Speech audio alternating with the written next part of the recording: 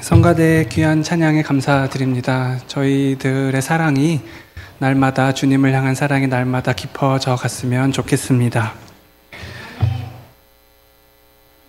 동화책 중에요, 외로운 덩치라는 동화책이 있습니다. 이 동화 속 주인공의 덩치는 이름인데요, 특이한 외모를 가져서 친구가 한 명도 없는 외로운 물고기입니다. 덩치는 꿈이 친구가 한 명이라도 생기는 게 꿈이었습니다. 그래서 이 덩치라는 물고기는 자기 온몸을 예쁜 미역으로도 감싸보고, 또 몸을 이렇게 저렇게 부풀려도 보고, 또 진흙에 몸을 여기저기 이렇게 해서 색깔도 바꿔봤지만 역시 한 명의 친구를 사귀지 못했습니다. 동화 속에서 어느 날 그 사건이 하나 벌어지게 되는데, 위에서 인간이 내린 그물이 내려와서 이 덩치와 또 덩치 주변에 있던 물고기들을 한꺼번에 사로잡히게 되는 그런 일이 벌어지게 됩니다.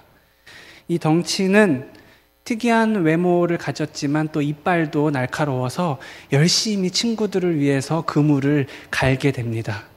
그리고 다른 물고기들을 모두 건져내게 되고, 자기는 미처 그물에서 빠져나오지 못하고 그만 어부의 손에 낚여 올라가게 됩니다. 그런데 이 어부는 여기서 반전이 있는데, 그물에 사로잡힌 덩치를 보고 너무 이상하게 생겨서 그만 놓아주게 되죠. 그리고 이 덩치는 이 사건 이후로 그 주변에 친구들을 많이 사귀게 되었다는 그런 동화입니다. 물론 이 동화는 이 덩치가 다른 물고기들을 살리면서 친구를 사귀게 되었다는 이야기로 맺어지게 됩니다만, 이 동화책 끝장을 덮고도 조금 씁쓸한 기분이 남는 것은 외모 때문에 외톨이가 되기도 하는 이 바닷속의 이야기가 오늘날 우리 현실과도 조금 유사한 면이 있기 때문입니다. 요즘같이 외모가 중요시되는 시기가 또 있었나 싶습니다. 다들 아름다워지려고, 또 아름답게 보이려고 많은 시간과 또 돈을 사용합니다. 심지어는 아름답다는 말과 착하다는 말이 혼용되어서 쓰이기도 합니다. 예컨대 얼굴이 참 착하다라는 말은 요즘 젊은 세대에서는 얼굴이 예쁘고 매력적이다라는 뜻으로 사용되고 있습니다. 물론 단적인 예입니다만, 얼굴이 착하다라는 말이 결국 얼굴이 예쁘고 아름답다라는 말처럼 쓰인다는 것은 이 시대의 어떤 미적인 가치가 윤리적인 가치를 좀 압도하고 있는 그런 시대를 우리가 살고 있는 것은 아닌가 하는 그런 생각이 듭니다. 그래서 이런 외모 지상주의가 판치는 세상에서 눈을 돌려서 성경을 봤습니다. 그랬더니 이럴 수가. 창세기의 대미를 장식하는 요셉은 노예의 신분으로 팔려갔으나 주인집 마님의 눈에 쏙 들 정도의 외모를 자랑하고 있었으며, 구약의 영웅 모세는 잘생겼다는 이유로 그 잔혹한 역사의 현장에서 뒤로 빼돌려져 아들임에도 죽임을 당하지 않고 살아남았다는 이야기가 기록되었다는 사실에 놀라지 않을 수 없습니다. 오늘 본문 역시 어린 다윗, 사무엘에 의해 왕으로 피택되는 그런 과정을 그리고 있는데, 본문 12절을 살펴보니 다윗을 소개하기를 눈이 붉고 머릿결이 빛나고 용모가 아름다웠다고 말하고 있습니다. 이게 다른 게 문제가 아니라 성경이 바로 이런 외모 지상주의를 조장하고 있는 게 아닌가 하는 우스갯소리도 가능하지 않을까 싶을 정도로 성경에는 아름답게 생긴 이들이 많이 등장합니다. 어떻게 생각하시는지요? 네. 저는 오늘 이 아름다움을 주제로 사무엘상 16장 말씀을 이야기로 들려드리려고 합니다. 저의 상상력이 조금 가미되어 있기 때문에 이 본문을 잘 알고 계신 분들은 비교하면서 들으셔도 좋겠습니다. 구연 동화를 한 편 들으신다 생각하시고 편안한 자세로 또 눈을 감고 들으셔도 좋습니다. 오늘 본문은 하나님의 조용한 꾸중으로 시작합니다. 네가 언제까지 슬퍼할래? 네가 언제까지 괴로워할래? 하나님은 지금 슬픔에 잠겨있는 사무엘에게 나지막한 목소리로 말씀하고 계십니다. 네가 지금 언제까지 그렇게 슬퍼만 하고 있을래? 사무엘아. 사무엘은 이스라엘의 마지막 사사입니다. 어린 나이에 하나님의 종으로 또 이스라엘의 종으로 일생을 살아왔지만 이제는 나이가 많아 얼굴엔 주름이 가득합니다. 그리고 지금 그는 많이 아파하고 있습니다. 주름 가득한 눈가엔 눈물 방울이 또 그렁그렁 맺혀 있습니다. 하나님은 지금 이런 아파하고 있는 사무엘을 조용히 타일르고 계신 겁니다. 사무엘아, 네가 언제까지 슬퍼만 하고 있을래? 언제까지 그럴래? 그만하면 되었으니까 이제 그만 여행을 떠날 차비를 하거라. 사무엘은 하나님의 음성을 듣고 조용히 눈물을 닦았습니다. 그리고 이제 정말 그를 잊기로 마음 먹었습니다. 누구를 잊는 걸까요? 누구일까요? 그는 베냐민 지파 기스의 아들, 이스라엘 모든 남자 중에 가장 준수하고 빼어난 그 사람, 그럼에도 불구하고 사람들 앞에 나서기가 부끄러워 짐꾸러미 뒤에 숨어있던, 부끄러움이 많았던 바로 그 사람. 그 큰 덩치에 어울리지 않게 참 수줍음도 많고 겸손했던 그였는데 무엇이 그를 그렇게 변하게 만들었는지 어느새 하나둘 하나님 말씀에서 떠나 교만한 왕의 모습으로 바뀌어갔던 그 사람. 결국 하나님께 버림받고서 점점 몰락해가는 그 사울, 바라보는 사무엘의 마음은 고통스럽기 그지없었습니다. 하나님은 그런 사무엘에게 지금 속 깊은 위로의 말씀을 전해주고 계신 겁니다. 사무엘아, 이제 그만 그 슬픔의 자리에서 일어나 내가 말한 그곳으로 가거라. 내가 그곳에서 네 할 일을 다시 일러주겠다. 여러 가지 복잡한 마음을 안고 사무엘은 여행을 떠날 차비를 했습니다. 마실 물, 또 간단한 음식, 그리고 하나님이 가라고 말씀하신 그곳에서의 세일을 위해 몇 가지 준비물들을 더 챙겼습니다. 물론 아직 마음이 깨끗하게 정리된 것은 아닙니다. 여행을 떠나기 전 자꾸 뒤를 되돌아보는 것은 어쩔 수 없는 사람의 마음이죠. 하지만 지금 사무엘에게 중요한 것은 어쨌든 이 슬픔의 자리에서 내가 일어났다는 것, 하나님의 말씀과 동행하는 여행의 첫 걸음을 시작했다는 데 있습니다. 얼마나 걸었을까요? 드디어 하나님께서 말씀하신 곳 빵 굽는 마을 베들레헴에 도착했습니다. 사무엘이 왔다는 소식을 들은 마을 장로들은 너도 나도 마중을 나오기 시작했습니다. 말도 없이 갑자기 어인 일이실까? 장로들은 서로 눈치를 보기에 바빴습니다. 사무엘이 말했습니다. 안심시켜줬습니다. 난 그저 당신들과 함께 제사를 드리러 왔어요. 여기 제물로 드릴 암송아지 한 마리도 있으니 그대들은 그저 예배드리기에 합당한 마음으로 나와 함께 하나님을 예배합시다. 참, 혹시 이새라는 이름을 가진 분이 계시면 그분과도 함께하고 싶소만. 사무엘은 이새의 가족을 제사에 초대했습니다. 왜냐하면 미리 하나님의 귀뜸이 있었거든요. 너는 베들레헴 사람 이새에게로 가라는. 내가 그의 아들 중에서 왕이 될 사람을 하나 보아두었다라는 말씀을 들었기 때문입니다. 그 유명한 사무엘이 내 가족을 초대하다니, 뜻밖의 초대를 받은 이새는 흥분을 감출 수가 없었습니다. 나도 이제 이 동네에서 좀 알아주는 사람이 됐나 보다 하고 우쭐했을 수도 있습니다. 아울러 그의 아들 7명도 덩달아 옷 매무새를 가다듬기에 바빴습니다. 너무 화려하지는 않게, 또 그렇다고 또 너무 품위가 떨어지면 안 되니까 적당한 무게감을 표현하여 하나둘 사무엘 앞에 섰습니다. 사무엘은 그런 이새의 7 아들을 보고는 다시 마음이 뛰기 시작했습니다. 그 사람 사울의 빈자리를 채워줄 멋진 제목들이 자기 눈앞에 보였기 때문입니다.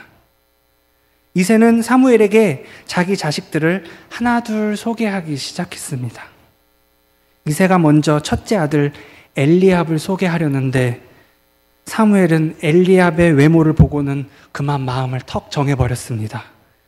그래, 바로 이 사람이야. 더 볼 것도 없어. 이만한 풍채에 저런 잘생긴 외모는 길스의 아들 사울 못지않아. 도대체 이 엘리압은 얼마나 잘생겼길래 그 위대하다는 이스라엘의 마지막 사사 사무엘의 마음을 단번에 훔쳐가고 말았을까요? 사무엘은 엘리압을 보는 순간 그동안 자기가 얼마나 슬퍼했는지도 까맣게 잊고 말았습니다. 이제 사울을 대신할 이스라엘의 새로운 왕의 웅장한 대관식이 곧 치러질 것만 같았습니다. 첫눈에 반한 것이죠. 그때였습니다. 엘리압에게 온 정신이 빼앗겨 있는 사무엘의 마음을 덜컹하게 만드는 음성이 들렸습니다. 사무엘아, 내가 봐둔 사람은 그 사람이 아니다. 사무엘은 정신이 번쩍 들었습니다. 이새는 아직도 엘리압 자랑에 열을 올리고 있었습니다. 사무엘은 이새에게 다가가 다른 아들도 소개해달라고 부탁했습니다. 곧이어 둘째 아들 아비나답이 사무엘 앞에 섰습니다. 사무엘은 이새의 소개를 한 귀로 들으며 속으로 조용히 물었습니다. 주님, 이 사람입니까? 그도 내가 봐둔 사람이 아니다. 곧이어 셋째 아들 삼마도 사무엘 앞에 섰습니다. 그러나 사무엘의 마음은 여전히 차가웠습니다. 사무엘은 삼마를 앞에 두고서 소개를 듣는 둥 마는 둥 눈으로는 저 뒤에 남아있는 4명의 아들을 훑어보았습니다. 저 중에 누굴까? 하나님이 받았다는 그 사람은 저 중에 누굴까? 그러나 그렇게 7 아들이 다 지나가기까지 하나님은 침묵하셨습니다. 이럴 수가 없는데, 이새의 아들 중에 그 사람이 있다고 분명히 말씀했는데 왜 다 아닌 거지? 사무엘은 이새에게 물어보았습니다. 여기 이 7 청년이 선생의 아들 전부입니까? 사무엘의 질문에 이새는 당황한 기색이 역력했습니다. 아버지의 양떼를 먹이러 멀리 풀밭을 찾아 떠난 막내 아들이 떠올랐기 때문입니다. 그렇다고 전 재산인 양떼를 두고 이리로 선뜻 불러올 수도 없기에 이새는 사무엘의 양해를 구해보기로 했습니다. 사무엘 어르신, 막내 녀석이 한 놈 있기는 한데 그 아이는 지금 양떼를 치러 들에 나가고 없습니다. 이제 와서 또 다시 불러들여 예배드릴 준비를 시키기엔 시간도 너무 부족합니다. 그 아이가 여기 올 때까지. 이새의 말을 끊고 사무엘이 대답했습니다. 난 아무것도 하지 않고 기다리고 있겠소. 성경은 물론 이 다윗이 오는 시간이 얼마나 오래 걸렸는지는 기록하고 있지 않습니다. 그러나 생각해 볼 뿐입니다. 얼마나 시간이 지났을까? 또 이새는 그 시간 동안 얼마나 발을 동동 굴리고 있었을까? 그리고 그 긴 시간 동안 사무엘은 어떤 생각을 했을까? 조금 전까지만 해도 사무엘은 이새의 7 아들을 바라보면서 누구를 선택해야 할지를 고민했습니다. 아, 이 사람들 중에 누굴까? 누가 왕의 제목감일까? 사무엘은 그간 사울과도 같은 멋진 왕을 염두에 두고 있었거든요. 키가 크고 전쟁을 잘할 것 같은 사람, 얼굴과 몸매에 왕의 풍채가 흐르는 사람.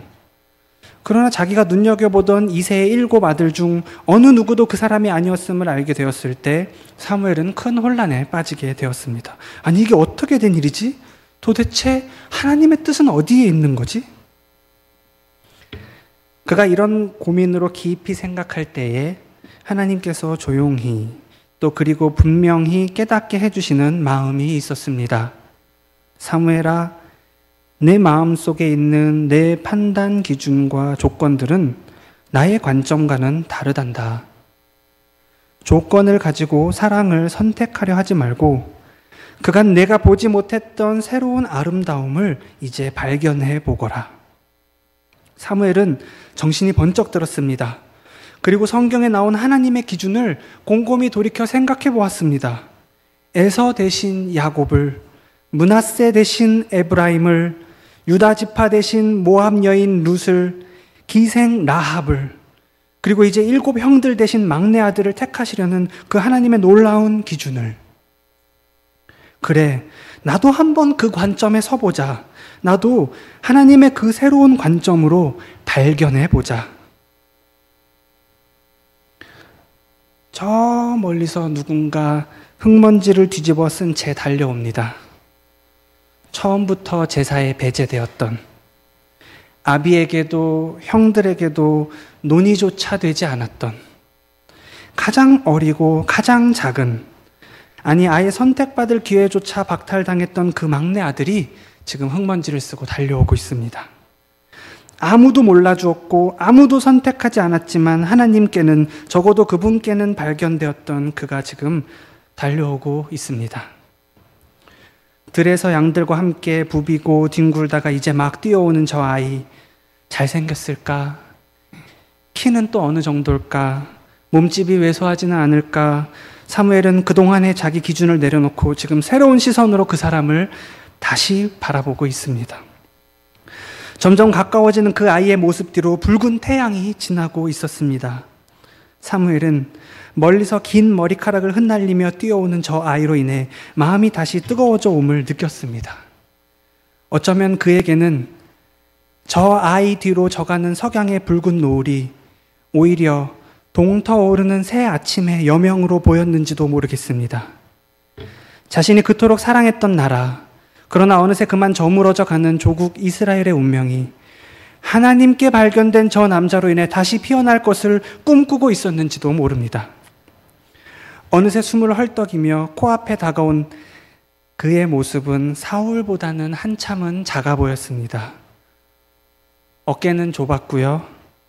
풍채는 왜소했습니다. 얼굴은 땀과 먼지로 더럽혀져 있었습니다. 하지만 웬일일까요? 동그랗게 눈을 뜨고 자기를 쳐다보는 이 작고 어린 다윗의 모습이 사무엘의 눈에는 그 누구보다도 사랑스럽고 아름다워 보였습니다. 사무엘은 그 어린 아이를 꼭 껴안아 주었습니다. 마음속으로 그를 한없이 축복해 주었습니다. 아이야, 하나님은 스스로 작게 여기는 자를 붙들어 사용하신단다. 기억하거라. 내가 자신을 가장 작은 자로 여기는 한 하나님의 영이 영원히 너를 떠나지 않을 것이다. 그리고는 그의 머리 위에 지극히 높으신 만군의 여호와 하나님의 이름으로 기름을 부어 주었습니다. 원 없이 다윗을 축복하고 라마로 돌아가는 사무엘의 마음속에는 슬픔은 사라지고 석양에 타는 빛깔처럼 붉게 물든 그 소년의 머릿결만 뇌리에 남았습니다. 이렇게 사람에게는 선택되지 않았지만 하나님께는 발견되었던 그 소년은 훗날 이스라엘의 왕이 되고 그 땅에 하나님의 정의와 공의를, 무엇보다 예배의 감격과 열정을 회복시킨 훌륭한 선왕이 되었답니다. 네, 사무엘과 다윗의 이야기였습니다. 어떻게 들으셨는지 모르겠습니다. 대부분의 사람들은 사랑을 선택이라고 말합니다. 그리고는 자신이 가지고 있는 수많은 잣대들을 가지고 꼼꼼히 재어보곤 합니다. 그리고 그 기준을 가지고 여러 가지 선택을 합니다. 우리는 자주 우리가 가진 선택의 기준을 따라 눈에 보기에 좋은 대로 결정하며 그것이 또한 최선이었다고 말합니다. 되돌아보면 저 역시도 저의 수많은 선택의 기준으로 선택해 왔으면서 그러는 동안 많은 사람을 배제시키고 또 제외시켜 왔습니다. 그러다 문득 이런 질문이 들었습니다. 나는 나의 선택 기준을 신뢰할 수 있나? 나는 신뢰 가능한 사람인가? 또, 난 다른 누군가의 선택의 기준에 합한 사람인가? 궁극적으로 보았을 때 나는 또한 하나님의 선택의 기준에는 어떠한 사람인가? 생각이 이렇게까지 미치게 되면 또다시 작아지는 나를 보게 됩니다. 그리고 한편으론 그럼에도 불구하고 나를 선택하신, 아니 나라는 작은 존재를 발견해 주신 하나님을 생각하게 됩니다. 어떠한 가치나 어떠한 아름다움을 단순히 선택의 관점에서만 보던 제게 오늘 이 본문은 나 역시도 하나님께 선택된 사람이기 이전에 하나님께 발견된 사람임을 깨닫게 해 주었습니다.